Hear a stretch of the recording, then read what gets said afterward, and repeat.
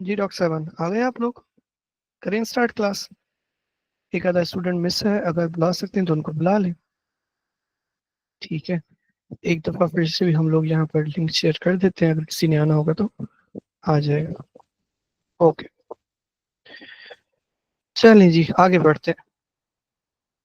जी doctor सितलानी, आपको मैंने उस दिन ट्रांसप्लांट का मैकेनिज्म समझाया था कि ट्रांसप्लांट कैसे आपके और कजन का एग्जाम्पल देगी, जैसे मैंने समझाया था।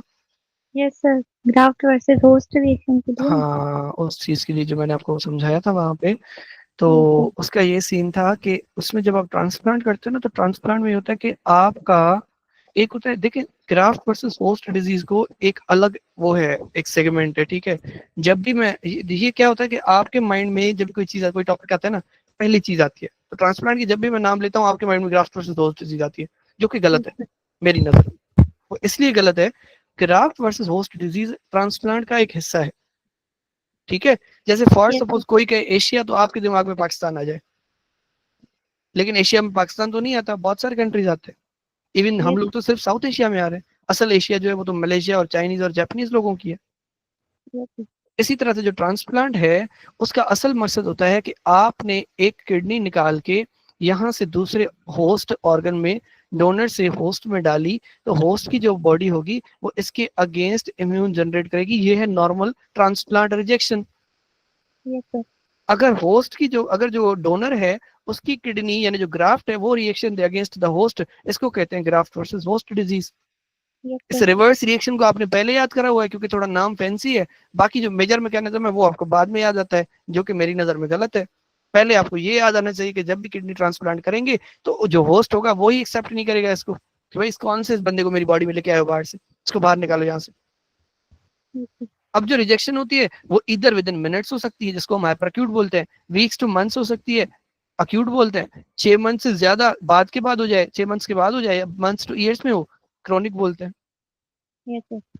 जो विद इन मिनट्स होगी तो जाहिर सी बात है पहले से कोई एंटीबॉडीज आपके पास बने होंगे, जो रेसिपिएंट होगा उसकी बॉडी में यानी होस्ट होगा उसकी बॉडी में, जो रिएक्ट करेंगे डोनर की किडनी के साथ, डोनर के एंटीजन के साथ।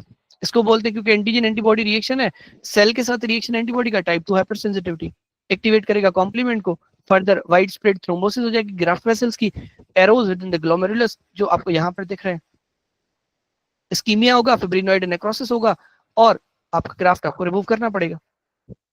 जहां जहां आपकी स्कीमिया होती है वहां वहां आपका वैसे तो कोएगुलेटिव नेक्रोसिस होता है, लेकिन यहाँ पर क्योंकि फिब्रिन की डिपोजिशन है प्रेशर की वजह से, तो आपका फिब्रिनोइड नेक्रोसिस की बात कर रहे हो। अगर ये वीक्स टू मंथ्स में होगा तो सेल्यूलर, क्योंकि डिलेड होती है, CD8+ सेल्स और CD4+ सेल्स एक्टिवेट हो जाएंगे against the donor MHCs, yes sir. कि भाई जो डोनेट हो रही है किडनी उसके जो एमएचसीज हैं उसके अगेंस्ट आपके ये दोनों एक्टिवेट हो जाएंगे, चाचे वाले। ठीक है, CD8+ और CD4+, type 4 hyper sensitivity reaction. Humoral यानी जो बी सेल वाला होगा वो हाइपरक्यूट के सिमिलर होगा, एक्सेप्ट जो एंटीबॉडीज होंगी वो प्रीफॉर्म्ड नहीं होंगी, आफ्टर ट्रांसप्लांट बनेगी, क्योंकि 6 महीने ले रही है डेवलप होने में, 3-4 महीने ले रही है। यस और सर। अल्टीमेटली क्या होगा, जो एंटीबॉडीज होंगी उस पर C4D आके डिपॉजिट होगा। C4D क्या है, आपका कॉम्प्लीमेंट है। Yes sir. इसकी जो एस्ट्रोलॉजी है, फीचर्स है, वेस्कुलाइटिस मिलता है ग्राफ्ट की वेजल्स में यानी किडनी की वेजल्स में, dense interstitial lymphocytic infiltrate highlight किया है तो इंपॉर्टेंट होगा। आपका जो यू वर्ल्ड का क्वेश्चन होगा उसमें नीचे ये एज अ फाइंडिंग पड़ा होगा, आपको ये जस्ट लास्ट लाइन में देखोगे आपके माइंड में आ जाएगा क्यों ट्रांसप्लांट रिजेक्शन, अगर आपको ये यस। रट्टा मारा हुआ होगा तो। इंटरस्टिशियल लिम्फोसिटिक इन्फिल्ट्रेट, प्रिवेंट और रिवर्स विथ इम्यूनोसप्रेसेंट्स। ये बहुत ज्यादा इंपॉर्टेंट बात है, क्योंकि अगला टॉपिक हमारा यही होगा कि भाई ये जो सारा रिएक्शन हो रहा है इसको प्रिवेंट कैसे करोगे आप लोग, इम्यूनोसप्रेसेंट दे दो, कि जो आपके बॉडी के यानी होस्ट के यानी जो आपका कजन है उसकी बॉडी के जो CD4 और CD8+ सेल्स हैं वो थोड़ा कम काम करें, ताकि किडनी जो बाहर से आई उसको सुकून से रहने दे, ताकि एक एडजस्टेबल कंडीशन क्रिएट हो। Yes sir. ठीक है, इसीलिए हम लोग इम्यूनोसप्रेसेंट्स दे रहे होते हैं ट्रांसप्लांट वाले पेशेंट। यस। अगर ये 6 महीने के बाद होगा तो CD4+ जो सेल टी सेल्स होंगे वो रेस्पॉन्ड करेंगे रेसिपिएंट एंटीजन प्रेजेंटिंग सेल्स के साथ, जो डोनर पेप्टाइड्स को प्रेजेंट कर रहा होगा। यानी जो आपकी किडनी की पेप्टाइड है, यानी जो किडनी की जो MHC है उसको ये होस्ट रिएक्ट करेगा। वंस अगेन वही मैकेनिज्म जो आप शुरू से पढ़ते आ रहे हैं। ठीक है, सर स्पेशली मुझे टॉनिक समझाएं थोड़ा सा, ये जो यहाँ पे लिखा हुआ है ना पॉइंट पूरा, ये मुझे सी डी थोड़ा सा। Four plus T cells respond to recipient. Recipient कौन है, आप है ना सी डॉक्टर सितलानी, आपकी किडनी सॉरी रेसिपिएंट कौन है, होस्ट है ना। डोनर सॉरी हाँ मैं भूल गया, मैं गलत बता गया उसमें, सॉरी माजरत। CD4+ T cells respond to a recipient APCs presenting donor peptides including allogenic MHC। Allogenic वो होता है जो सेम स्पीशी का हो, जैसे आप भी इंसान है, आपका कजन भी इंसान है, ह्यूमन है, ठीक है। अब क्या होगा, जो रेसिपिएंट के CD4 होंगे वो क्या, सॉरी, जो CD4+ T सेल्स होंगे वो रिस्पॉन्ड करेंगे रेसिपिएंट की एंटीजन प्रेजेंटिंग सेल्स को जो डोनर पेप्टाइड्स प्रेजेंट कर रहा होगा। मतलब ये मुझे खुद भी इसने कंफ्यूज कर दिया, क्या कह रहा है कि CD4+ T cells respond to recipient के जो आपके यानी इस किडनी के जो CD4+ T सेल्स हैं रेसिपिएंट के एंटीजन प्रेजेंटिंग सेल्स, लेकिन वो क्या कर रहे हैं, डोनर की एंटीबॉडीज को प्रेजेंट कर रहा है। यानी फॉर सपोज ये मैक्रोफेज है, ठीक है, समझिएगा इस बात को, ये मैक्रोफेज है ना, ये वाला, ये सीधी सी बात है, हम फालतू में कंफ्यूज हो रहे हैं। ये मैक्रोफेज है रेसिपिएंट का, ठीक है, आपके कजन का ये मैक्रोफेज है, ओके। अब आपके कजन का जो मैक्रोफेज है वो क्या देखेगा, किडनी बाहर से आई हुई है, वो क्या करेगा, इस किडनी के पार्टिकल लेके अपनी MHC पर प्रेजेंट करेगा, यानी रेसिपिएंट का एपीसी डोनर की पेप्टाइड को लेके अपने ऊपर प्रेजेंट कर रहा है। अब क्या होगा, अब जो आपका जो कजन है उसकी जो बॉडी के CD4 सेल्स हैं वो एक्टिवेट हो जाएंगे, सही कह रहा हूँ ना, और वो साइटोकाइन से रिलीज करवाएंगे। मतलब दोनों चीजें रेसिपिएंट की, लेकिन उन्होंने फॉरेन पार्टिकल देखा हुआ है। वही चीज जो तब हो रही थी जब आपका कोई बैक्टीरिया अंदर आ रहा था, लेकिन ये इतना जो लंबा मैकेनिज्म है इसको होने में टाइम लगेगा, इसीलिए क्रोनिक। और इसमें जो सेल्यूलर और ह्यूमोरल कंपोनेंट्स हैं दोनों एक्टिवेट होते हैं, टाइप 2 टाइप 4 हाइपरसेंसिटिविटी दोनों होती है। Dominated by arteriosclerosis. आपने एथेरोस्क्लेरोसिस पढ़ा हुआ है, असल में जो आर्टेरियोस्क्लेरोसिस होती है वो मेन अम्ब्रेला टर्म होती है। एक होता है आर्टेरियो लो स्क्लेरोसिस, एक होता है एथेरोस्क्लेरोसिस। आर्टेरियो लो स्क्लेरोसिस जो होता है वो स्मॉलर आर्टरीज में होता है, एथेरोस्क्लेरोसिस मीडियम लार्ज आर्टरीज में होता है, जैसे एओर्टा वगैरह, ठीक है। तो ये आपको यहाँ से यूं समझ लेंगे, इसमें क्या होगा, आर्टेरियोस्क्लेरोसिस मिलेगा, रेसिपिएंट टी सेल्स रिएक्ट करेंगे एंड सीक्रेट करेंगे साइटोकाइंस, ये जो बात हमने यहाँ पर देखी अभी अभी। अल्टीमेटली उससे क्या होगा, वैस्कुलर स्मूथ मसल प्रोलिफरेट होगा, पैरेन्काइमल एट्रोफी होगी, इंटरस्टिशियल फाइब्रोसिस होगी। अब ये टर्म ये वो है लैब फाइंडिंग्स है, ये हिस्टोलॉजिकल फाइंडिंग्स है, इनके मैकेनिज्म में जाने की नीड नहीं है, कैसे हो रहा है बस पता होना चाहिए ये हो रहा है।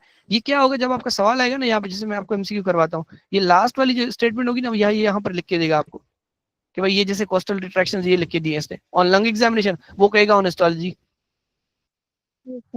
ठीक है। इसमें ज्यादा डीप में अपनी नॉलेज के लिए जाना है पहले पढ़ो, इस घंटे में तो मैं नहीं पढ़ा रहा फिलहाल।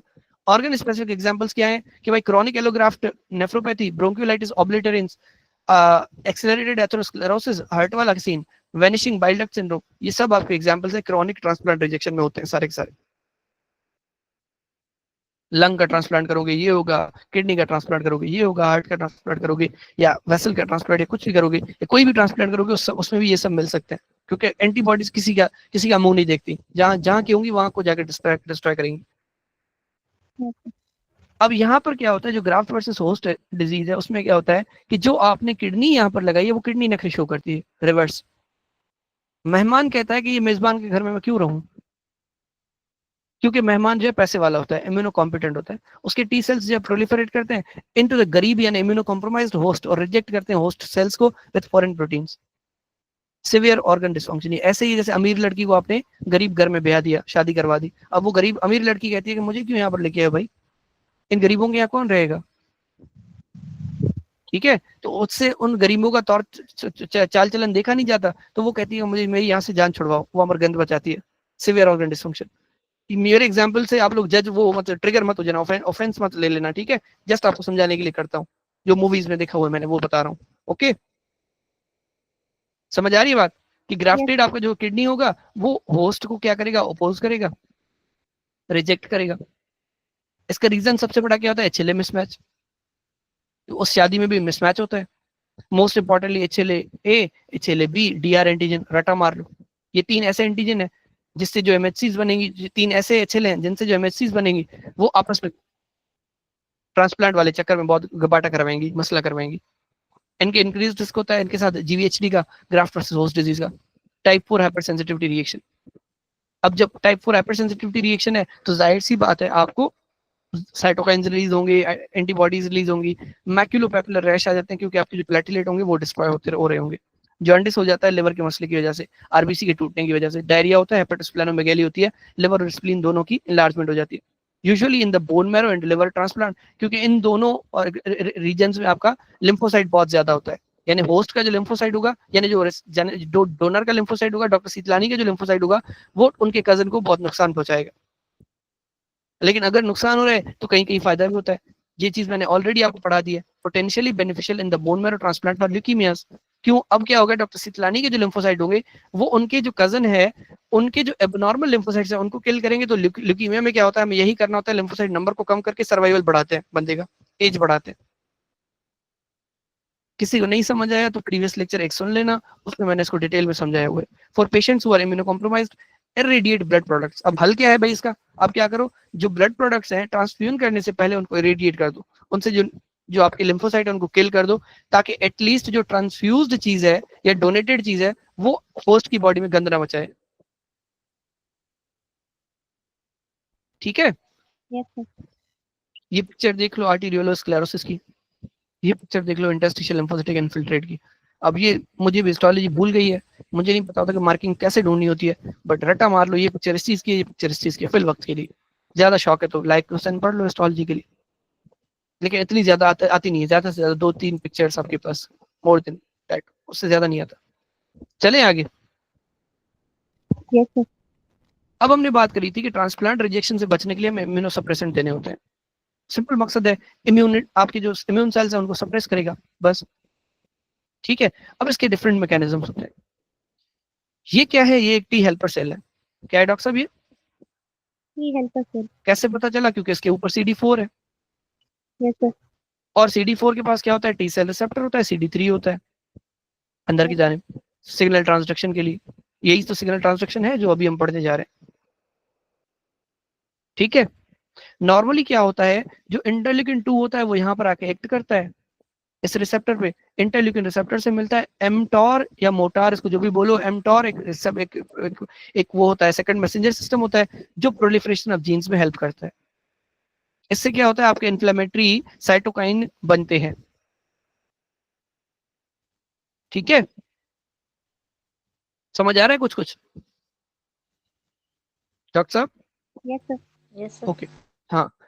उसके बाद डॉक्टर सोनिका, देन क्या होता है, ये जो आपका CD4 वाला है, जब यहाँ पर कोई पैथोजन या यहाँ पर कोई एंटीजन डिटेक्ट होगा तो कैल्सिन्यूरियन कॉम्प्लेक्स एक्टिवेट होगा, वो NF-ATP को यानी फॉस्फोराइलेटेड NF-AT को कन्वर्ट करेगा नॉन फॉस्फो यानी एफॉस्फोराइलेटेड या डीफॉस्फोराइलेटेड NF-AT में। तो NF-AT क्या करेगा, NF कैपा बी को एक्टिवेट करेगा। NF कैपा बी क्या होता है, nuclear factor kappa B. Nuclear factor kappa B क्यों इंपॉर्टेंट होता है, कि वो अगेन इन्फ्लेमेटरी साइटोकाइंस को बनाने में हेल्प करता है। इन्फ्लेमेटरी साइटोकाइंस क्या होते हैं, tumour necrosis factor alpha, interferon gamma, interleukin 1, interleukin 6 या ब्ला ब्ला, जो भी इंटरल्यूकिन आप लोग पढ़ के आए, उनसे क्या होता है, इम्यून सिस्टम या इन्फ्लेमेशन प्रोलिफरेट होता है। Yes sir. ठीक है, अल्टीमेटली ये जो टी सेल्स हैं, इनको आपको क्या करना होता है, फॉर सपोज अगर ये आपका एक्ट कर भी रहा है, इनको अगर बढ़ाना है तो इनकी डीएनए रेप्लिकेशन करवानी होती है बार बार, और जो डीएनए रेप्लिकेशन होती है उसका डायरेक्टली वास्ता होता है प्यूरिन न्यूक्लियोटाइड्स के साथ या डिनोवो प्यूरिन सिंथेसिस के साथ। और उनमें अलग से कुछ एंजाइम होते हैं, जैसे IMP dehydrogenase, PRP amidotransferase. I know कि आप लोगों को नहीं समझ आ रहा ये, और मैं चाहता भी नहीं कि समझ आए, क्योंकि ये बायोकेम का लेक्चर है ही नहीं। इतना समझ लो कि अगर आप लोगों को इम्यून सप्रेशन करवानी है तो आपने क्या करना है, डीएनए रेप्लिकेशन को रोक देना है। Yes sir. बस इतना अगर समझ में आ गया बहुत है। अगर आपको इम्यून सप्रेशन करवानी है, आपने इंटरल्यूकिन 2 वाले रिसेप्टर पे एक्ट नहीं करने देना किसी भी चीज को। आपने CD4 वाला ये जो कॉम्प्लेक्स है, इसको आपने बंद कर देना है, या नीचे जो कॉम्प्लेक्स चल रहा है इसको आपने बंद कर देना है, या यहाँ पर जो कॉम्प्लेक्स चल रहा है NF के पास भी अल्टीमेटली जो आपके न्यूक्लियर ट्रांसक्रिप्शन में काम करता है, ट्रांसलेशन में काम करता है, उसको बंद कर देना है। प्रोलिफरेशन ऑफ जीन्स को रोकना है, एमटॉर को बंद कर दो, IMP डिहाइड्रोजिनेज को बंद कर दो, एंजाइम है जो जीन रेप्लिकेशन में काम आता है, PRP पेमाइडो ट्रांसफरेज को कम कर दो। जो भी काम चल रहा है यहाँ पर सब पे गोलियां चलाओ, सबको मारो, इम्यून सप्रेशन हो जाएगी। अब उसके लिए अलग से हमने हर एक के लिए अलग अलग ड्रग बनाई हुई है, बस जो उसका हर ड्रग का अपना अपना मैकेनिज्म है जो एक एक जगह पर सिंपली काम करती है। जैसे एक ड्रग है फॉर सपोज आपकी बेसिलिक्जिमैब। बेसिलिक्जिमैब क्या करती है, इस रिसेप्टर को बंद कर देगी। जब इंटरल्यूकिन 2 अगर रिलीज होगा भी सही कहीं से, अगर यहाँ पर स्टिमुलेट करने भी आएगा, नहीं कर पाएगा, mTOR एक्टिवेट नहीं होगा, प्रोलिफरेशन ऑफ जीन्स नहीं होगी, इन्फ्लेमेशन नहीं होगा आगे। अगर ये प्रोलिफरेशन ऑफ साइटोकाइंस नहीं होगा, अगर साइटोकाइंस नहीं बनेंगे, तो आपका जो ट्रांसप्लांट है, जो डॉक्टर सितलानी की किडनी हमने उनके कजन में लगाई थी, उनकी कजन की बॉडी में अब वो किडनी रिजेक्ट नहीं होगी, क्योंकि उसके रिजेक्ट करने वाले का मुंह बंद कर दिया हमने, ब्राइब करके, पैसा खिला के। ठीक है डॉक्टर साहबा? Yes sir. डॉक्टर सितलानी, अगर हमने बेसिलेक्सी में आपसे बाहर से बंद किया था, तो हम अंदर से mTOR से भी बंद कर सकते हैं with the help of sirolimus rapamycin. Yes sir. लेकिन इसकी एक फीचर होती है कि एफ के बाइंडिंग प्रोटीन से बाइंड करती है, रटे के लिए याद कर लो फिलहाल।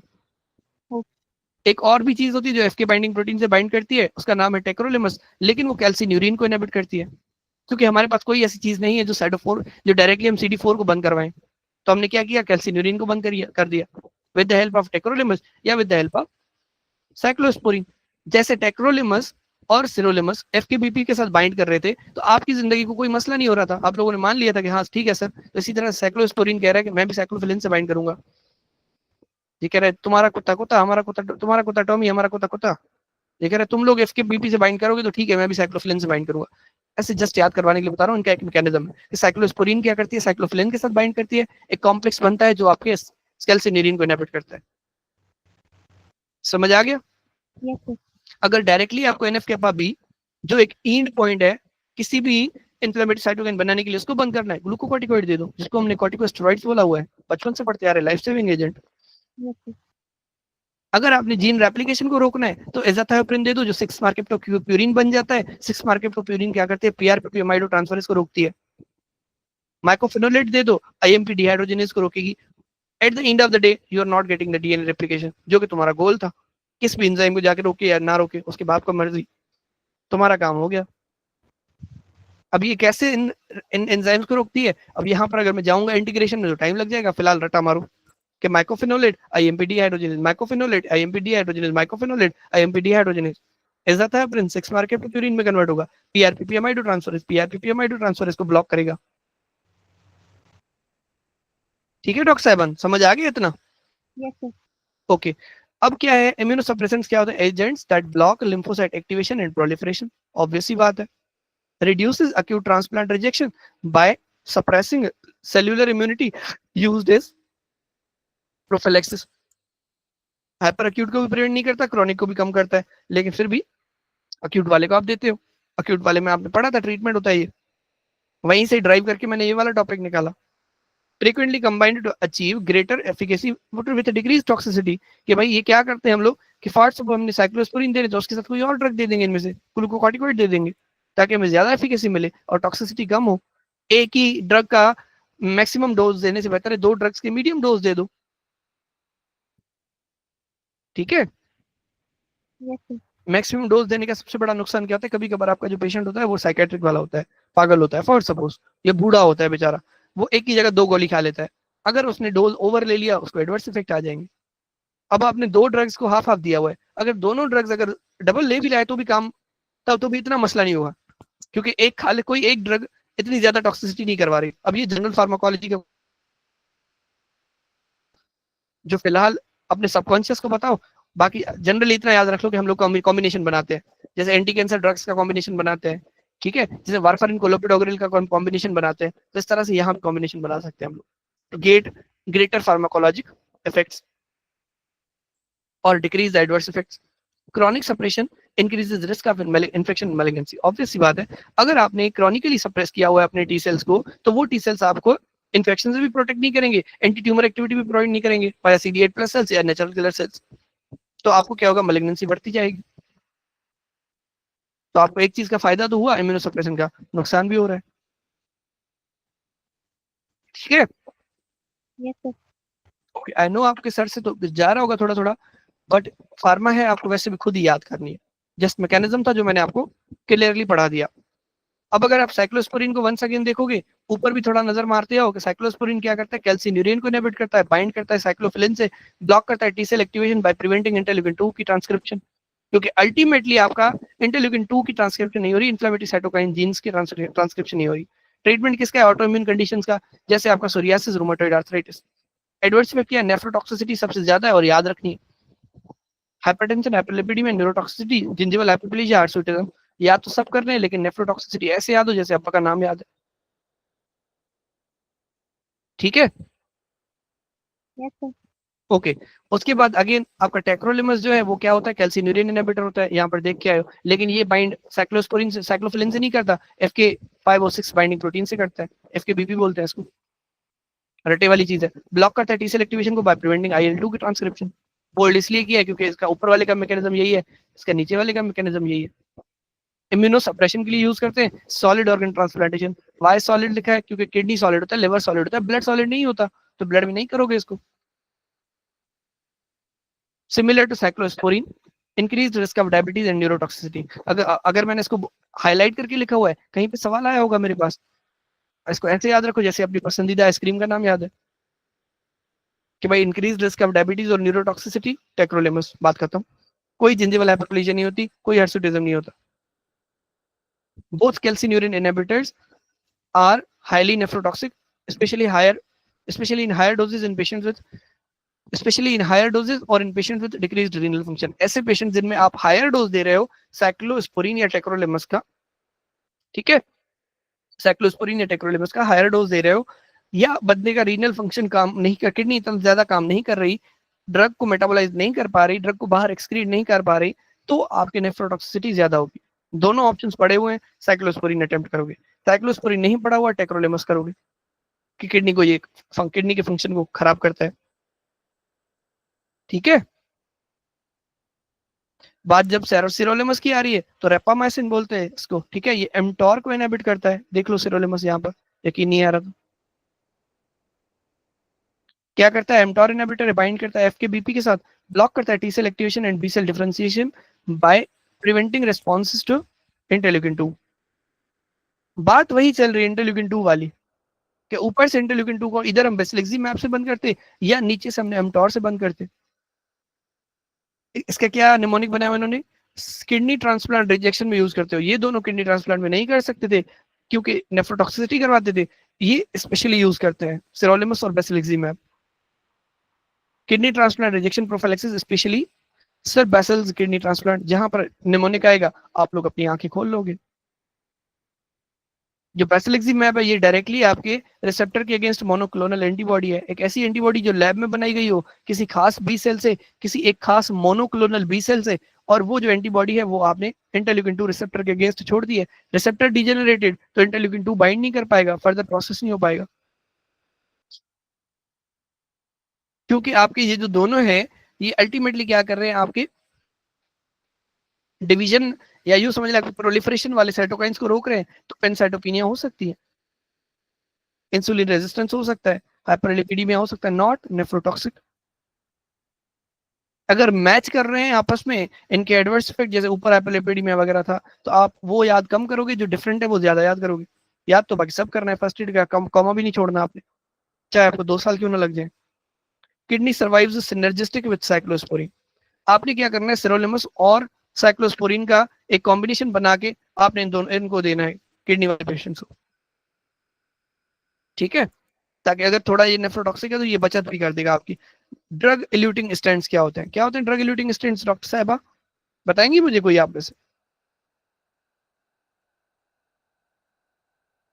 डॉक्टर संदेश लाल, डॉक्टर हरमैन, क्या होता है ड्रग इंड्यूसिंग? सर ये जैसे स्टंट्स डालते हैं, अब एक होते हैं हाँ मैकेनिकल, एक होते हैं बायोलॉजिकल। तो बायोलॉजिकल हाँ जो होते हैं वो ड्रग इल्यूटिंग स्टंट्स होते हैं, जैसे उसमें हाँ हम सिरोनिमस डाल देंगे तो हमें हाँ ये फायदा होगा कि जब भी ये बॉडी मतलब ट्रांसप्लांटेड अगर कोई ऑर्गन हाँ इसमें है तो हाँ रिजेक्शन नहीं होगी। हाँ, उसमें वो लाइफ टाइम के लिए स्टेंट पड़ा रहेगा, कोई मेटल की चीज पड़ी रहेगी, ठीक है, जो कि जी नॉन इन्फ्लेमेटरी होगी, फॉर सपोज कॉपर है, नॉन इन्फ्लेमेटरी होता है, वो पड़ा रहेगा, या कोई भी स्टेंट है उसमें ड्रग हम जो है वो आहिस्ता आहिस्ता वो छोड़ता रहेगा। आपको बार बार ड्रग देने की नीड नहीं है, अगर बंदे को भूल भी जाती है तो उसकी बॉडी में वो चीज पड़ी हुई है, सिंपल एज दैट, ठीक है, कि एक जी ऐसा कोई मेटल का चीज डाल देना जिसके ऊपर ड्रग लगी हुई है जो थोड़ा थोड़ा करके छोड़ती रहे, ठीक है। बेसिलैक्सिमैब मोनोक्लोनल एंटीबॉडी होती है, ब्लॉक करती है इंटरल्यूकिन 2 रिसेप्टर को, oedema, hypertension, tremor, that's it. याद आपने खुद करना है ब्रो, याद मैं नहीं करा सकता। आगे बढ़ते हैं, इज़ाथेप्रिन, माइकोफिनोलेट, मोफेटिल, ग्लूकोकॉर्टिकॉइड्स। सबसे पहले ग्लूकोकॉर्टिकॉइड देख लो, इसका काम यहाँ पर देख लो, एनएफ के बी को ब्लॉक करता है, nuclear factor K B. Nuclear factors transcription factors होते हैं जो आपके डीएनए से आरएनए बनाते हैं, आरएनए से फिर आपका प्रोटीन बनता है। ठीक है, तो इस न्यूक्लियर फैक्टर को कौन ब्लॉक करता है? ग्लूकोकॉर्टिकॉइड्स इनहिबिट करते हैं एनएफ kappa B को सप्रेस करते हैं, both B and T cell function by decreased transcription of many cytokines. Do I need to repeat it again कि ट्रांसक्रिप्शन क्या होता है? डीएनए से आरएनए। ट्रांसलेशन क्या होता है? No sir. आरएनए से प्रोटीन। मुल्क में करप्शन सबसे पहले होती है तो ट्रांसक्रिप्शन पहले होता है, लेशन बाद में होता है। पहले करप्शन होती है फिर इन्फ्लेशन होता है, महंगाई होती है। कि ट्रांसक्रिप्शन पहले होती है डीएनए से आरएनए, आरएनए से प्रोटीन, ट्रांसलेशन। उसको रोकना किसका काम है? Glucocorticoids.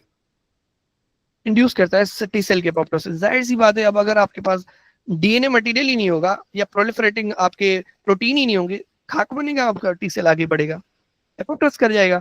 Many autoimmune and inflammatory disorders, adrenal insufficiency, ESMA, CLL, chronic lymphocytic leukaemia, non Hodgkin lymphoma, सारे डिजीज हर एक मॉड्यूल अलग अलग मॉड्यूल के हैं, वो अपन में पढ़ेंगे। फिलहाल इतना रटा मार लो, इन सब डिजीज में ग्लूकोकॉर्टिकॉइड यूज होता है। क्यों होता है फिलहाल उसको छोड़ दो।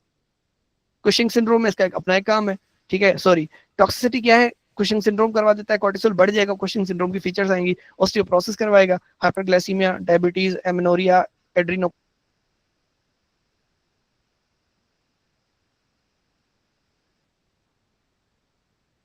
नोट्स क्या है? डिमार्जिनेशन ऑफ डब्ल्यूबीसीज कॉज आर्टिफिशियल ल्यूकोसाइटोसिस। अब आपने एक चीज समझ लें कि जो आपके डब्ल्यूबीसीज होते हैं या न्यूट्रोफिल होते हैं या आपके जो भी सेल्स होते हैं ऐसे जो इन्फेक्शन के साथ फाइट करते हैं, वो जो ब्लड वेसल है उसके एंडोथेलियम पर चिपके हुए होते हैं नॉर्मली, कि जब भी जरूरत पड़े हम बड़े आराम से बाहर निकल जाएं और इन्फेक्शन के साथ लड़ें और इन्फ्लेमेशन करें। लेकिन क्योंकि अब आपने इन्फ्लेमेशन को रोकना है तो आपके कॉर्टिकोस्टेरॉइड क्या करते हैं? इनकी डिमार्जिनलाइजेशन करवाते हैं, इनको सेंट्रल लेके आते हैं, ब्लड के सेंटर में लेके आते हैं ब्लड वेसल के। अब ये इजीली बाहर नहीं जा पाते, तो हमें लगता है ऐसे जैसे न्यूट्रोफिलिया हो गई है, ठीक है। लेकिन क्योंकि ये लिम्फोसाइट को कम कर रहे हैं और इजिनोफिल को कम कर रहे हैं, तो इसलिए इजिनोपीनिया और लिम्फोपीनिया होता है, जबकि न्यूट्रोफिलिया होता है। न्यूट्रोफिल का लेवल बढ़ जाता है, फिलिया बोलते हैं बढ़ने को, पीनिया बोलते हैं कम होने को। पेनसाइटोपिनिया सब कम होता है, यहाँ लिम्फोसाइट और इजिनोफिल कम हो रहा है। रीजन को फिलहाल छोड़ो, याद करो फिलहाल चीजों को। Adrenal insufficiency may develop if drug is stopped abruptly after chronic use। आपने बड़े टाइम से बाहर से ग्लूकोकॉर्टिकॉइड दिया हुआ था तो बॉडी अपना ग्लूकोकॉर्टिकॉइड बनाना भूल जाती है, जिसकी वजह जो एड्रिनल ग्लैंड है वो इनसफिशिएंट हो जाता है। क्योंकि नॉर्मली जो आपका ग्लूकोकॉर्टिकॉइड होता है वो एड्रिनल ग्लैंड की जो आपकी जो मिडिल वाली लेयर है फेसिकुलेटा, वहां से बनता है। ये आप एंडोक्राइन में पढ़ोगे। होप सो कि कुछ कुछ आपको गेन हो गया है, ठीक है, समझ आ रहा है? Okay yes sir. हाँ, थोड़ा मैं फास्ट इसलिए, अगेन वही बात है, टाइम कम है और चीजें पूरी करनी है। एजाथायोप्रिन क्या होता है? Anti metabolite precursor of 6-markaptopurine। भाड़ में जाए सब चीजें, इतना याद रखो। एजाथायोप्रिन कन्वर्ट होता है किसमें? 6-markaptopurine में। क्या करेगा? इनहिबिट करता है लिम्फोसाइट के proliferation by blocking nucleotide synthesis. अगर न्यूक्लियोटाइड नहीं बनेगा डीएनए नहीं बनेगा, डीएनए नहीं बनेगा, सेल आपके डिग्रेड होते जाएंगे, डिवाइड होंगे ही नहीं। और यही चीज हमें चाहिए होती है रूमेटॉइड आर्थराइटिस में, कि लिम्फोसाइट कम हो बॉडी में, क्योंकि बहुत ज्यादा डिसफंक्शनल हो जाते हैं। क्रोन्स में, ग्लोमेरुलोनेफ्राइटिस में, ऑटोइम्यून कंडीशंस में। ऑटोइम्यून कंडीशन का मकसद क्या है? कि आपके अपनी जो बॉडी है उसके जो लिम्फोसाइट्स हैं वो गंद बचा रहे हैं, उनको कम करना है। कैसे कम करोगे? उनकी सेल डिवीजन को रोको। मसला क्या होता है? नुकसान ये होता है कि सारे सेल कम हो जाते हैं कभी कभार, पेनसाइटोपिनिया। एक और यहाँ पर क्लिनिकल एक चीज जो है वो आपको याद करनी पड़ेगी। 6-markaptopurine जो आपने यहाँ पर ये चीज दी हुई है ना, ये जो ड्रग दिया हुआ है, इसका काम क्या है? सेल्स को कम करना, यही काम है ना डॉक्टर सोनिका? जी जी सर। ठीक है। अगर आपका 6-markaptopurine आप दे रहे हो तो 6-markaptopurine आपकी बॉडी में जरूर खत्म भी होता होगा, या तो लिवर में या कहीं और। तो ज़ैंथीन ऑक्सीडेज नाम का एक एंजाइम होता है जो 6-markaptopurine को नॉर्मली खत्म करता है। सही। अब ज़ैंथीन ऑक्सीडेज वही एंजाइम है जिसको हम गाउट में ब्लॉक करते हैं ताकि यूरिक एसिड ना बने। जी सर। तो अगर आपने गाउट का ट्रीटमेंट एलोपिरिनोल दिया हुआ है और आपने ज़ैंथीन ऑक्सीडेज को ब्लॉक किया हुआ है, तो क्या आपका 6-markaptopurine कम होगा? नहीं होगा। तो 6-markaptopurine की लेवल्स बढ़ जाती हैं, और जब लेवल्स बढ़ेंगी तो और ज्यादा सेल्स को किल करेगा, और ज्यादा पेनसाइटोपिनिया, टॉक्सिसिटी। जी सर। ठीक है, इसका थोड़ा सा मैं टच आपको दे देता हूँ एलोपिरिनोल वाला। जिनको गाउट का नहीं पता तो उनको समझ में आ जाएगा थोड़ा बहुत इससे। ये बहुत हाई यील्ड चीज है, ये बहुत बहुत बहुत हाई यील्ड है। ये एलोपिरिनोल वाला कॉन्सेप्ट थोड़ा घुमाता है दिमाग को, लेकिन आप लोग ऐसा ऐसा पढ़ते पढ़ते समझ जाओगे। ये देख लें यहाँ पर, समझ लें थोड़ा बहुत। जेंथीन ऑक्सीडेज नाम की एक चीज होती है, एक एंजाइम होता है जो क्या करता है, जेंथीन को प्लाज्मा यूरिक एसिड में कन्वर्ट करता है। और ये जो यूरिक एसिड है ये काफी जगह पर डिपॉजिट होके बहुत ज्यादा मसले करवाता है। तो हम क्या करते हैं, एलोपेरिनोल और फेब्रोक्सोस्टेट 2 ड्रग्स हैं जो इस एंजाइम को ब्लॉक करती हैं। इस एंजाइम को ब्लॉक करने से प्लाज्मा यूरिक एसिड तो कम हो जाता है, नो डाउट फायदा मिलता है, लेकिन जेंथीन ऑक्सीडेज का एक और काम होता है जो आपकी एजाथायोप्रिन है, जो आपकी 6 मार्केप्टोप्यूरिन है, इसको डिग्रेड करना। अगर ये जेंथीन ऑक्सीडेज आपने बाहर से ड्रग से बंद कर दिया तो 6 मार्केप्टोप्यूरिन कम नहीं होगा, अब ये उल्टा क्या होगा, बढ़ जाएगा। सही, उल्टा क्या होगा, ये बढ़ इंक्रीज जाएगा, हो जाएगा। इंक्रीज हो जाएगा। अगर ये इंक्रीज हो जाएगा या इसके लेवल्स कम नहीं होंगे तो 6 मार्केप्टोप्यूरिन क्या करेगा, ओवर डिग्रेडेशन ऑफ सेल्स करवाएगा, जिसकी वजह से आपको पैनसाइटोपिनिया हो रही है। क्योंकि इसका काम क्या है 6 मार्केप्टोप्यूरिन का, सेल की डिवीजन को रोकना। अगर सेल की डिवीजन रुक गई, अल्लाह ला खैर सलाह। सही। ठीक है, और सर ऐसे भी बोल सकते हैं ना कि अगर एज़ोथायोप्रिन ऐसे लेता विथआउट गाउट, ओलिप्रिनोल वगैरह नहीं लेता तो इतना टॉक्सिक नहीं होता, लेकिन अब आलोप्रिनोल की वजह से इसकी हाँ डिग्रेडेशन बढ़ गई है। हाँ, इसकी अब हल क्या है डॉक्टर साहब, अगर मेरे पेशेंट को गाउट भी है और मेरे पेशेंट को एजाथायोप्रिन की जरूरत है तो क्या करूं मैं, मर जाऊं, ड्रग स्विच जॉब कर छोड़ दी। दूं? हाँ, नहीं, ड्रग स्विच कर नहीं, दी। ड्रग स्विच नहीं करेंगे डॉक्टर साहबा, ड्रग का डोज कम करेंगे, बात खत्म। हाँ सही, यही तो या फार्मा है, डोज कम कर दी। बस यही जी, तो फार्माकोलॉजी है कि डोज क्योंकि कम कर उसके दूं। डिग्रेडेशन ज्यादा हो रही है तो बस। हाँ हाँ, फर्स्ट पहले आप 6 mg देते थे, अब 2 mg दे दो ड्रग, इसीलिए तो आपके सही, डोजेजेस हैं ड्रग के। अदरवाइज क्यों आप बोलते हो कि भाई मुझे सिप्रोफ्लॉक्सासिन जो है वो 250 mg देना, सही, 500 mg देना, 500 mg देनी है, एक दिन में एक बार लेते हो, 200 mg देनी है दिन में 2 बार लेते हो, फिर वो हाफ लाइफ वाला कॉन्सेप्ट आ जाता है, डिफरेंट चीजें आ जाती हैं। जब जनरल फार्मा पढ़ेंगे आप मेरे पास, तब का तब देखा जाएगा। फिलहाल ये वाला कॉन्सेप्ट नहीं भी समझ आया, मेरे लेक्चर की रिकॉर्डिंग बाद में सुन लेना। हाँ, रिकॉर्डिंग हमने स्टार्ट की हुई नहीं है। क्लियर हो गया हाँ, सर। आपका क्लियर हो गया क्योंकि आपकी नॉलेज पहले से बहुत अच्छी है। ठीक है, कुछ बच्चे ऐसे हैं यहाँ पर जो फर्स्ट ईयर सेकंड ईयर में, मुझे पता है, लेकिन जी जी अगर सर। उनका क्लियर नहीं भी हुआ कोई मसला नहीं है ब्रो। अगर आपको इतना पता लग गया कि एजाथायोप्रिन 6 मार्केप्टोप्यूरिन में कन्वर्ट होती है और ये आपके न्यूक्लियोटाइड सिंथेसिस को रोकती है, जिसकी वजह से आपका इम्यून थोड़ा सप्रेस होता है, मोर देन इनफ है बस। बाकी आहिस्ता आहिस्ता चीजें पढ़ते जाओगे, मल्टीपल टाइम्स रिपीट होंगी आपके यूवर्ल्ड के क्वेश्चंस में, लेक्चर्स में, ब्ला ब्ला ब्ला। जाहिर सी बात है, जस्ट मेरा लेक्चर तो नहीं सुन रहे ना आप, यूट्यूब पे हजारों लेक्चर पड़े हुए, सुनोगे, चैट जीपीटी से पढ़ोगे। ठीक है, ओके, आगे जी बढ़ते सर। हैं। माइकोफिनोलेट मोफेटल का भी इसी तरह का सीन होता है, रिवर्सिबली इनहिबिट करता है एमपी डिहाइड्रोजिनेज को। ये एक अगेन एंजाइम है जो आपकी डीएनए सिंथेसिस में काम आता है। ये प्रिवेंट करता है purine synthesis of B and T cell. Purine कौन से होते हैं, एडेनिन और गुआनिन, ये 2 नाइट्रोजनस बेसिस होते हैं जो आप बचपन से पढ़ते आ रहे हो फर्स्ट ईयर इंटर से। अगर एडेनिन गुआनिन भूल गए तो अभी मेरा लेक्चर बंद करो, पहले वो पढ़ के आओ।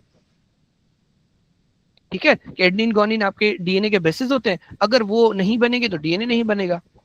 अच्छा, क्यों नहीं बन रहे, क्योंकि आईएमपी डिहाइड्रोजिनेज को ब्लॉक कर रहे हैं। ऐसी चीजें जो ये एंजाइम होते हैं ना मैकेनिज्म्स में, ये बहुत ज्यादा इंपॉर्टेंट होते हैं, ना भी याद हो रट्टा मार लो। Glucocorticoid sparing agent in rheumatic disease, rheumatic में हमने पढ़ा था ऊपर कि हम ग्लूकोकॉर्टिकॉइड नीचे के ग्लूकोकॉर्टिकॉइड दे सकते हैं, लेकिन अगर कभी हमें ग्लूकोकॉर्टिकॉइड ना देना हो, उसके एडवर्स इफेक्ट दूसरे होते हैं फॉर सपोज, तो हमें क्या करना है, ये वाली ड्रग दे देनी है वहां पे। एडवर्स में क्या है, GI upset, pancytopenia, hypertension, less nephrotoxic and neurotoxic, कम होता है neurotoxic nephrotoxic, associated with invasive CMV infection. अब क्या होता है, ये आपके इम्यून को सप्रेस कर देगा, टी सेल्स को कम कर देगा, तो जाहिर सी बात है वायरल इन्फेक्शन आपको ज्यादा लगेंगे। साइटोमेगालोवायरस का इन्फेक्शन लग जाता है, बस कोई खास इन्फेक्शन दिया हुआ है, मैंने यहाँ पर स्टार भी मारा हुआ है, बहुत ज्यादा याद कर लो। ठीक है, शिद्दत से याद कर लो, शिद्दत से। सीएमवी आपको तब हिट करता है जब आपने माइकोफिनोलेट मोफेटल क्रॉनिकली दी हुई है। ठीक है, उसके बाद कुछ रिकॉम्बिनेंट ड्रग्स हैं जो आप क्या करते हो। हाँ हाँ हाँ हाँ, क्या हो गया, अनम्यूट ना करें अगर आपने बात करनी है तो। ठीक है, आपकी बातें रिकॉर्ड हो रही हैं तो इसलिए थोड़ा बच के। Okay, recombinant cytokines and clinical uses, recombinant cytokines and clinical uses, ये ऐसे चीजें हैं, साइटोकाइंस हैं या ऐसे केमिकल हैं जो आप लैब में बनाते हो, जैसे एरिथ्रोपोइटिन। पोइटिन अल्फा नाम से आता है मार्केट में, ईपीओ का एनालॉग होता है। ईपीओ एरिथ्रोपोइटिन का काम क्या होता है, आरबीसी को प्रोलिफरेट करवाना। अनीमियाज में देते हो, स्पेशली रीनल फेलियर में, क्योंकि किडनी से नकल निकलता है नॉर्मली आपका एरिथ्रोपोइटिन। मसला क्या होगा, आपके आरबीसी बहुत ज्यादा बढ़ जाएंगे, हाइपरटेंशन हो जाएगा, थ्रोम्बोएम्बोलिक इवेंट्स होंगे, हो सकता है कि आपके प्लेटिलेट भी बढ़ जाए। दो के प्लेटिलेट बढ़ाने के लिए हमने एक अलग चीज बनाई हुई है, थ्रोम्बोपोइटिन।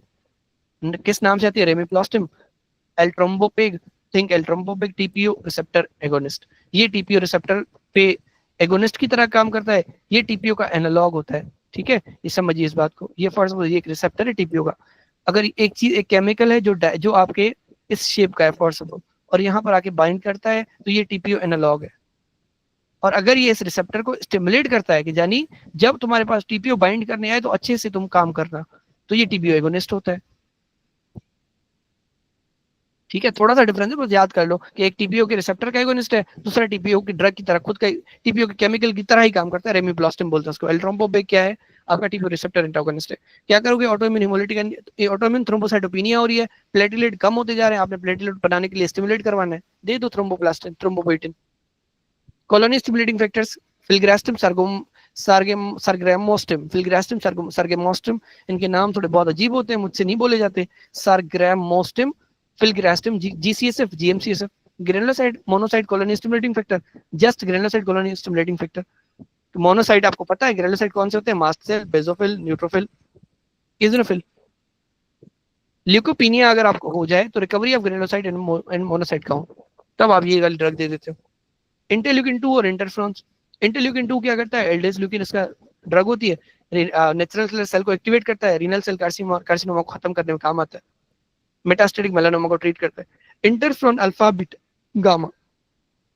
फिलहाल ये एज अ ड्रग याद करो, इसका मैकेनिज्म भी बताता हूँ। नॉर्मल भी ये बॉडी में होता है, जो आप बाहर से लैब से बनाते हो इंटरफ्रॉन अल्फा, वो एज अ ट्रीटमेंट यूज होता है फॉर क्रॉनिक हेप सी, दो नॉट प्रिफर्ड, लेकिन आप यूज कर सकते हो। ठीक है, उसके बाद chronic and hep B, renal cell carcinoma. Interferon beta multiple sclerosis में, इंटरफ्रॉन गैमा जो है वो आपका क्रॉनिक ग्रेनुलोमेटस डिजीज में, सीजीडी में। ठीक है, अब हम डायरेक्टली चलते हैं ऊपर, इंटरफ्रॉन देखते हैं कि इंटरफ्रॉन्स हमारी बुक में कहाँ लिखे हुए हैं। कोई मुझे बताएगा कि इंटरफ्रॉन्स का नॉर्मल काम क्या होता है आपकी बॉडी में? सर एपोप्टोसिस को प्रमोट करना और प्रोटीन सिंथेसिस को कम करना। Perfect, perfect, perfect. ठीक है, कि जो इंटरफ्रॉन्स हैं इनका काम ये होता है प्रोटीन सिंथेसिस को स्लो डाउन करना और एमएचसी की प्रेजेंटेशन को तगड़ा करना। उस एमएचसी की प्रेजेंटेशन के नतीजतन क्या होगा? एपोप्टोसिस होगी, जो डॉक्टर साहिबा ने डायरेक्टली शॉर्टकट में बता दिया। ठीक है, तो इंटरफ्रॉन जब भी आए आपके माइंड में एक ही चीज आनी चाहिए, decreases protein synthesis. Doctor Sonika, क्यों नीड पड़ रही है आपको प्रोटीन सिंथेसिस को कम करने की? क्योंकि डॉक्टर साहिबा, आपके जो नॉर्मल सेल हैं उनमें एक दफा अगर वायरस घुस गया तो वायरस क्या करेगा? आपकी जो प्रोटीन मशीनरी है उसको इस्तेमाल करेगा अपने पार्टिकल बनाने के लिए। ये ऐसा मेहमान है जो बहुत बड़ा गद्दार होता है। वो क्या करता है? अपना काम निकालने के लिए आपके काम को रोक के रख देगा। अब आपके पास दो ऑप्शन बचते हैं, या तो आप मर जाओ, या आप मरते हुए भी अपने नेबरिंग सेल को एक मैसेज देते जाओ विद द हेल्प ऑफ इंटरफ्रॉन कि भैया हमारे घर में कोई चोर घुस आया है, उस चोर ने क्या किया है? हमारी सारी प्रोटीन को इस्तेमाल कर रहा है। आप काइंडली क्या करें? अपनी जो प्रोटीन है उसकी सिंथेसिस को रोक के रख दें, ताकि जो वायरस है जब आपके यहाँ आए तो वो आपकी प्रोटीन को इस्तेमाल ना कर सके और आप सर्वाइवल मोड में चले जाओ। दूसरा ये क्या करेगा?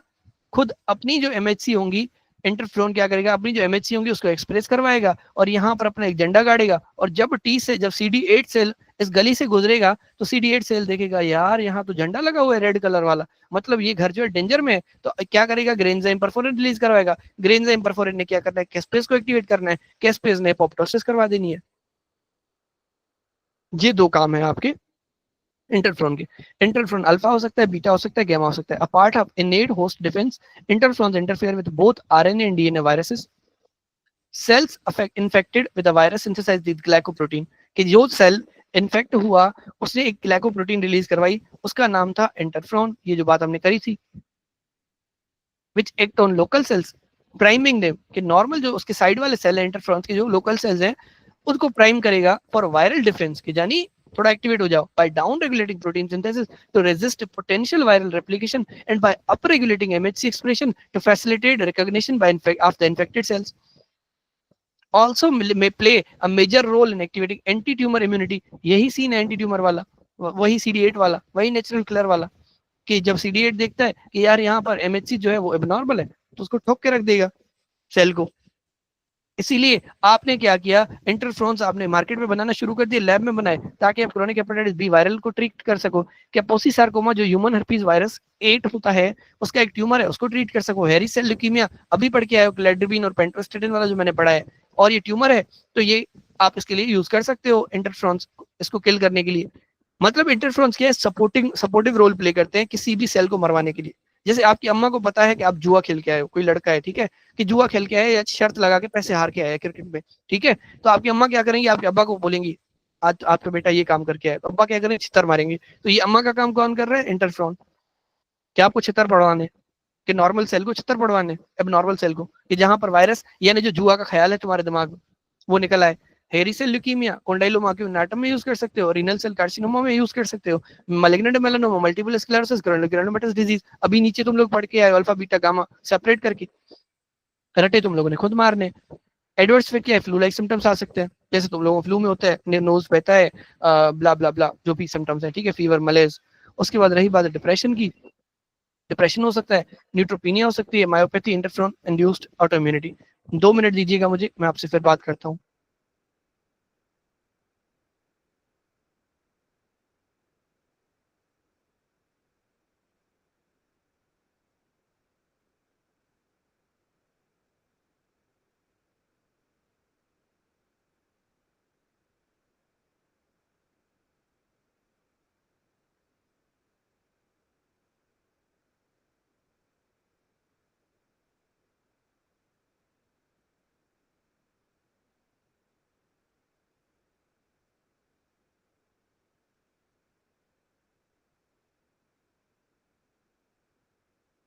हाँ जी, आवाज आ रही है मेरी आपको? Yes sir. ओके, ठीक है।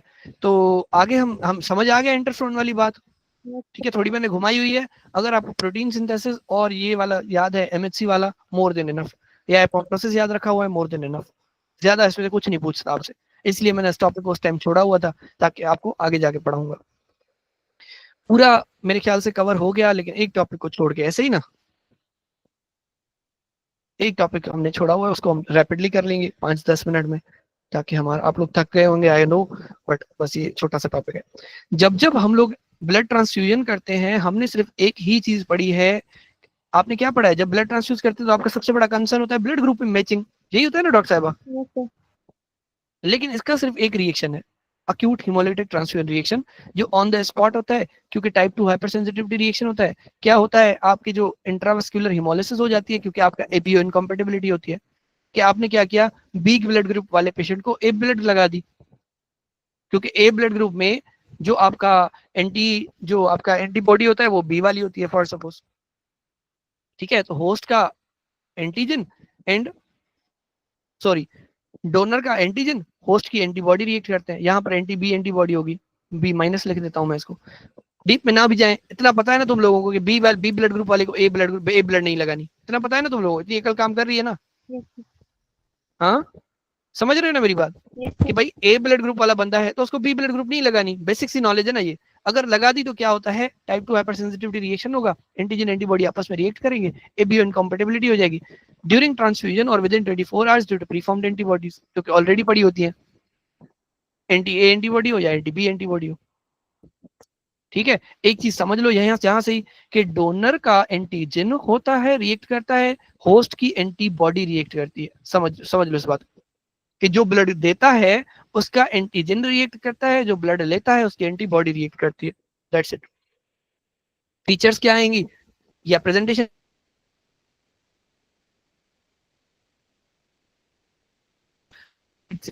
फ्लैंक पेन, फ्लैंक रीजन होता है आपके इंगोइन के ऊपर, जो रीजन है आपका पेट का, ठीक है। उसके बाद आपका हेमोग्लोबिन यूरिया इंट्रावेस्कुलर हिमोलिसिस की वजह से जॉन्डिस होगा, अगर आपकी एक्स्ट्रावेस्कुलर हिमोलिसिस हो रही है, यानी वेसल के बाहर हिमोलिसिस है तो आपको येलोइशनेस आएगी बॉडी में, अगर वेसल के अंदर है तो यूरिन में आपका हीमोग्लोबिन पिगमेंटेड मिलेगा, कोला कलर्ड यूरिन, ठीक है। आई समझ बात? Yes sir. Yes sir. Again एक चीज हमने आईजीए वाली पढ़ी थी, कि आईजीए डेफिशिएंट पेशेंट को अगर हम लगाते हैं, अगर उसकी बॉडी ने कभी आईजीए देखी ही नहीं है, अगर आपने एकदम से उसकी बॉडी को आईजीए दे दी तो क्या होगा, टाइप 1 हाइपरसेंसिटिविटी रिएक्शन जनरेट हो जाएगा, या एकदम से रिएक्शन आ जाएगा एंटीजन एंटीबॉडी के अगेंस्ट, ठीक है। तो क्या होगा, type 1 hypersensitivity reaction against plasma proteins इन ट्रांसफ्यूज ब्लड। अब प्लाज्मा प्रोटीन तो ये भी है, IgA भी है, इसको बोलते हैं एलर्जिक या anaphylactic reaction. Within minutes होता है, तो 2 to 3 आवर्स होता है, due to release of preformed inflammatory mediators in degranulating mast cells. Doctor Sandesh Lal, preformed. वही टाइप 1 हाइपरसेंसिटिविटी को यहाँ पर पूरा पुट करोगे, आपका आंसर निकल आएगा। Yes sir. एलर्जीज में अर्टिकारिया, व्हील्स की पिक्चर मैंने तुम लोगों को दिखाई दी, अगर टाइम नहीं है तुम लोग बस बिजी लोग हो तो तुम लोगों ने नहीं देखी होगी, फिर से रिपीट करके। प्लूराइटिस हो सकता है, ये भी रैश होता है। एनाफिलेक्सिस में आओगे, wheezing, hypotension, respiratory arrest, shock. अगर कोई वीजिंग अगली बार अगर कोई एनाफिलेक्सिस पूछता है, ये 4 चीजें रटा मार लो, उसको मुंह पे रख देना खोल के, क्योंकि तुम लोगों से जब मैंने एनाफिलेक्सिस पूछा होता तुम लोगों ने बोला था सडन रिएक्शन, मैंने कहा ठीक है, इनको सडन रिएक्शन याद होता है तो ये करवाओ फिलहाल, आगे जाके वैसे भी क्लियर होना है कि वीजिंग यानी ब्रोंकियोल में आवाज, हाइपोटेंशन के ब्लड प्रेशर का कम हो जाना, रेस्पिरेटरी आपका सारा अरेस्ट आ जाए, शॉक वाली कंडीशन आ जाए। शॉक कैसे होता है, बंदा सदमे में आ जाता है, तुन्न पड़ जाता है एकदम से, ठीक है। तो वो कंडीशन को बोलते हैं हम लोग एलर्जिक एनाफिलेक्टिक रिएक्शन। डोनर के प्लाज्मा प्रोटीन जैसे IgA, होस्ट का मास्ट सेल IgE एंटीबॉडी। ये जो IgA है वो यहाँ पर एज एंटीजन बाइंड होगी, यानी एंटीबॉडी अपनी दोस्त एंटीबॉडी के ऊपर बाइंड होगी, लेकिन दोस्त इसलिए नहीं है क्योंकि ये किसी और बंदे की है, क्योंकि ये डोनर की है। जो होस्ट का मास्ट सेल होगा वो डिग्रेनुलेट करेगा, बहुत ज्यादा मसले होंगे। अब वीजिंग क्यों आ रही है, अगर आप लोगों के पास टाइम होगा आप लोगों ने रिकॉर्डिंग फिर से सुनी होगी, जिसमें वीजिंग का मैंने कॉन्सेप्ट समझाया था कि भाई आपके जो ब्रोंकियोल होते हैं उनमें पानी भर जाता है वेजोडाइलेशन की वजह से। जब थर्ड स्पेसिंग होगी, पानी भरेगा, ब्रोंकियोल में जगह ही नहीं बचेगी हवा जाने की।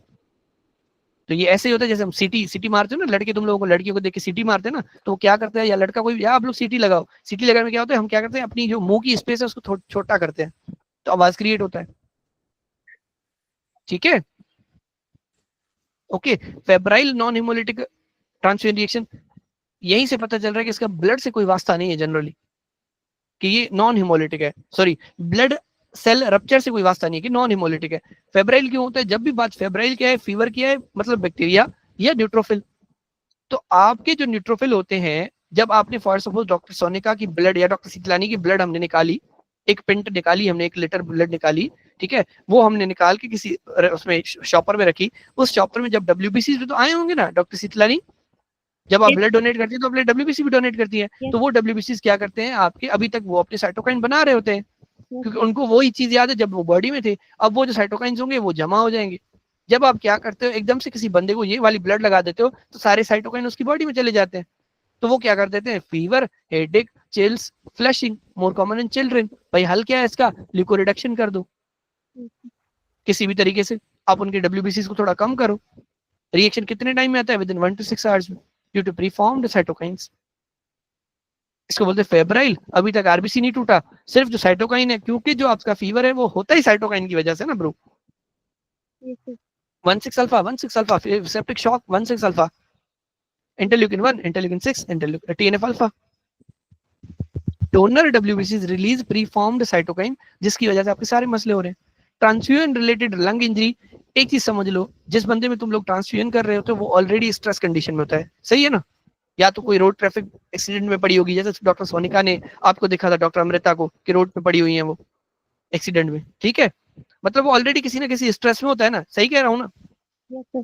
जब एक बंदा स्ट्रेस में होता है तो उसके जो न्यूट्रोफिल्स होते हैं वो उसके लंग्स में प्रोटेक्शन के लिए बैठे होते हैं, कि न्यूट्रोफिल्स पहले क्या करते हैं, सिक्वेस्टर होते हैं आपके लंग्स में और प्राइम हो जाते हैं कि भाई pulmonary primed in pulmonary vasculature due to recipient के रिस्क फैक्टर्स, कि ऑलरेडी उसके कोई रिस्क फैक्टर है, कोई ARDS है, कोई और मसला है, कोई बर्न का पेशेंट है, कोई ट्रॉमा का पेशेंट है, किसी की भी चीज का पेशेंट, कोई फीवर का पेशेंट, कुछ भी है, निमोनिया है, व्हाटएवर, जो भी है भाड़ में जाए। कहने का मकसद है कि न्यूट्रोफिल तैयार बैठे रहते हैं। अब क्या होता है, neutrophils are activated by a product जिसको हम बोलते हैं एंटी ल्यूकोसाइट एंटीबॉडीज, और ये एंटी ल्यूकोसाइट एंटीबॉडीज कहाँ से आती हैं, कहाँ से आती है, डोनर से, फ्रॉम द ट्रांसफ्यूज्ड ब्लड। जब ये एंटीबॉडीज आती हैं तो न्यूट्रोफिल इनके अगेंस्ट एंटी मीडिएटर्स रिलीज करते हैं, जिससे क्या होता है, आपकी कैपिलरी परमिबिलिटी बढ़ जाती है, पानी थर्ड स्पेसिंग होता है, आपके लंग की जो एल्विला है उसमें पानी भर जाता है, इसको बोलते हैं पल्मोनरी एडिमा, सांस नहीं ले पाते आप, इसको बोलते हैं रेस्पिरेटरी डिस्ट्रेस। और ये क्योंकि पल्मोनरी एडिमा आप किसी कार्डियक रीजन की वजह से नहीं हुई, किसी प्रेशर यानी हाइड्रोस्टेटिक प्रेशर रीजन की वजह से नहीं हुई, तो नॉन कार्डियोजेनिक पल्मोनरी एडिमा, ऐसी पल्मोनरी एडिमा जो कार्डियोजेनिक की वजह से नहीं है बल्कि किसी और रीजन की वजह। वो रीजन क्या है? न्यूट्रोफिल ऑलरेडी पड़े थे, कोई डोनर की एंटी ल्यूकोसाइड एंटीबॉडीज आपने ट्रांसफ्यूज कर दी गलती से, हो गया काम तमाम गरीब का। अब मसला क्या होगा? ये जो न्यूट्रोफिल मस्ती में आके चीजें रिलीज करेंगे वो आपके टिश्यू को डैमेज कर देंगे, लंग को डैमेज कर देंगे। इसीलिए इसका नाम है transfusion related acute lung injury within minutes to 6 hours. Time period आपको खुद याद करना है। डिलेड इमोलिटिक ट्रांसफ्यूजन रिएक्शन, एक तो बहुत देर बाद हो, दूसरा उसमें आरबीसी रप्चर हो। एंडामनेस्टिक यानी ऐसा रिस्पॉन्स जो ऑलरेडी आपकी बॉडी को याद है to foreign antigen on donor RBCs जैसे आरएचडी वाले और other minor groups antigens previously encountered by the recipient.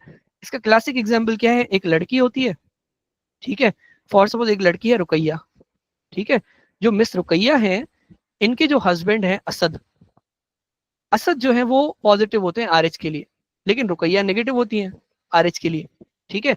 अब जब रुकैया और असद ने शादी करी, इनको एक बच्चा पैदा हुआ जो रुकैया की बॉडी में था, और ये जो बच्चा है वो भी पॉजिटिव था क्योंकि इनके हस्बैंड पॉजिटिव है।